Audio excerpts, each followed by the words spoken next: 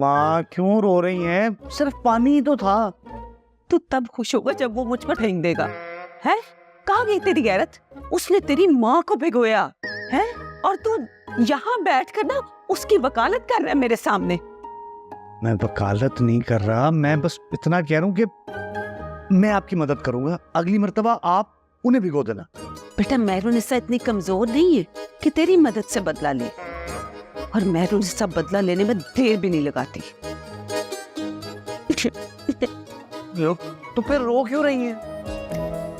मैं रो इसलिए रही हूँ कि मैं उसे जी भर के भिगो नहीं सकी। वो सांड मेरी रेंज से दूर भाग गया।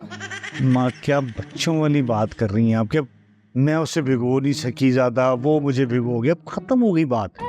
टेंशन न लें, और मौके आएंगे। सही है?